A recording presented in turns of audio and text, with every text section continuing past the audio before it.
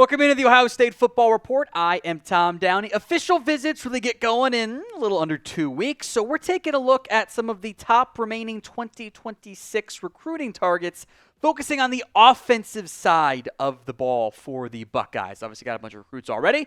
They are by no means done quite yet. Before we dive into that, our bosses said we need 13 shares or else. Don't really want to know what the or else means, so help us out, please and thank you, by sharing today's show on social media. Now, there's one big area the Buckeyes haven't really addressed so far in the 2026 recruiting cycle.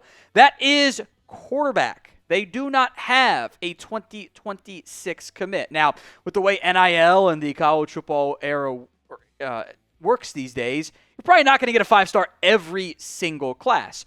But purely for numbers, you probably do want to have at least one recruit every single cycle, if only to develop and have a solid backup, like the Buckeyes have done in recent years.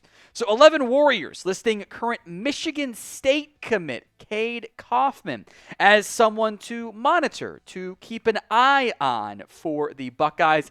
This is a Michigan kid, by the way. He is the number 4 ranked player in the state. On the 24/7 Sports composite rankings, he checks in as a 4-star, the number 19th ranked QB in the class, and number 259 overall, by the way.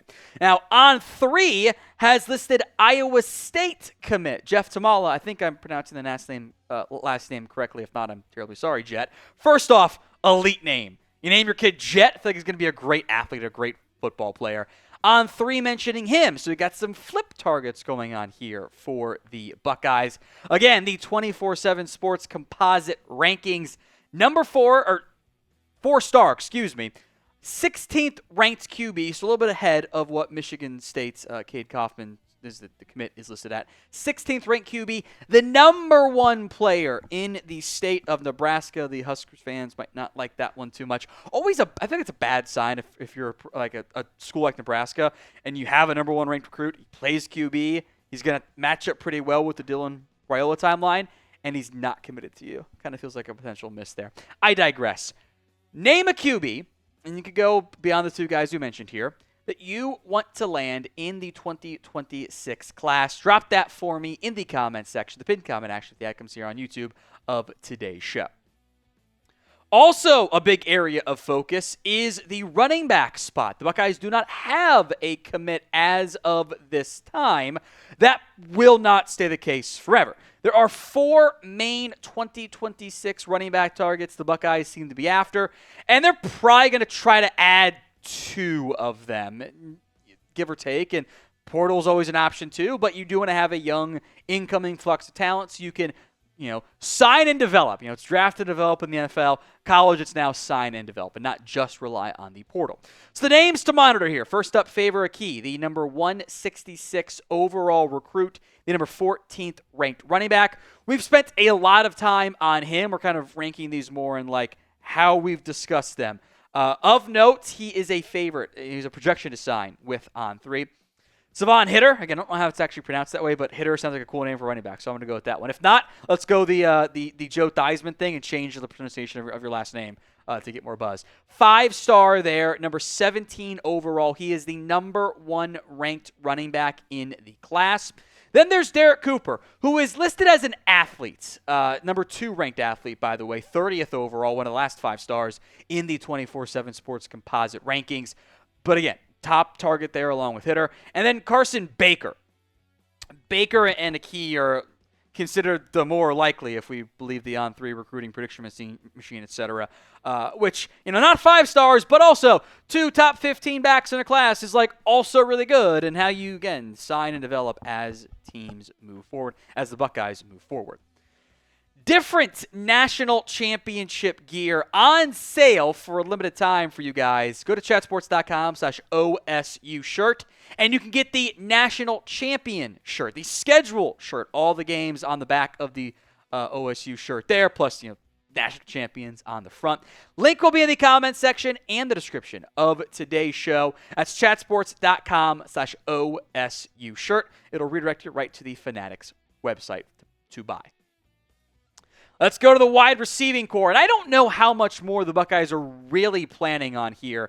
They have 4 commits already, 4 pretty notable commits, by the way. They could be done, although I will make note, 11 Warriors lists Jalen Lott. More on him in a second as a target.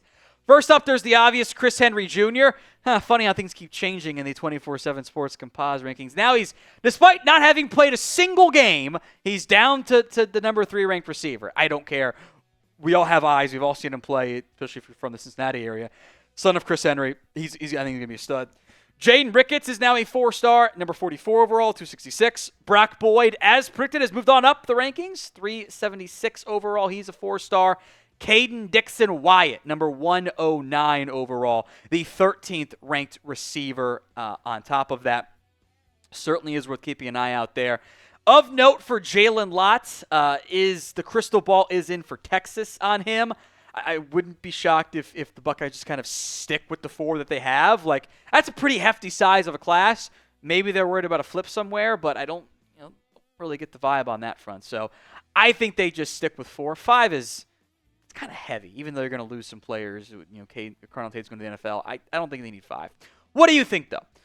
Should the Buckeyes add another wide receiver in the 2026 recruiting class? Y for yes, N for no. Let me know in the comments of today's show.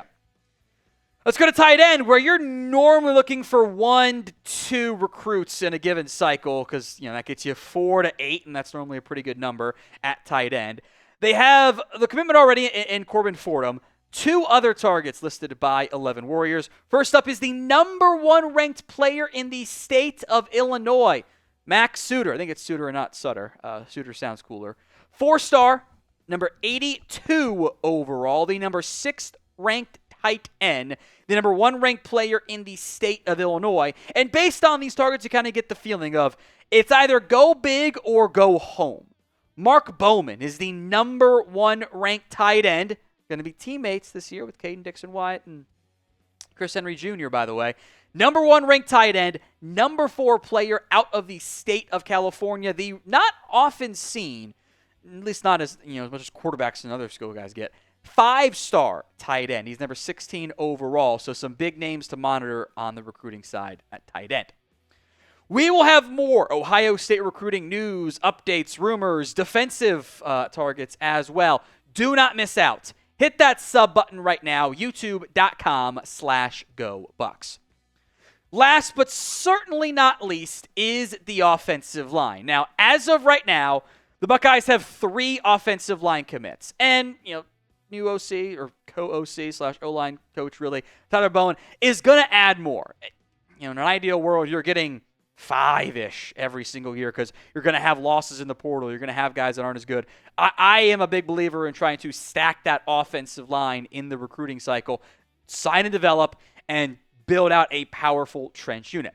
Some of the top names to monitor here. Felix Ojo is a 5-star offensive tackle, the number 2 ranked tackle, the number 7 overall recruit at that spot. Again, 5-star there. On the opposite end of the spectrum, at least as far as Ohio State goes, my alma mater, Miami of Ohio, Aaron Thmas, top student recruit, be like, best recruit in 4 years. It'd be incredible again.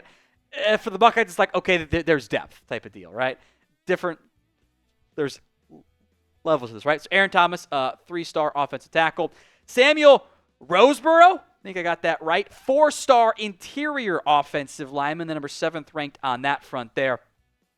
And there's Drew Evers, another 4-star, 209 overall, a little bit further down that list, number 13 on the interior offensive line. And then another big name, bookend big names to monitor here, Darius Gray, 28th overall, the number 2 ranked interior offensive lineman, 5-star recruit on that front. Did they get all of them? No, probably not. If you can land a few more offensive linemen, even if one of them is a 3-star, it's not a bad thing, by the way. I think that kind of really does flush out the offensive line room for the Buckeyes. We will have defensive targets, assuming you guys like this video. So if you do, show it by liking today's video right now.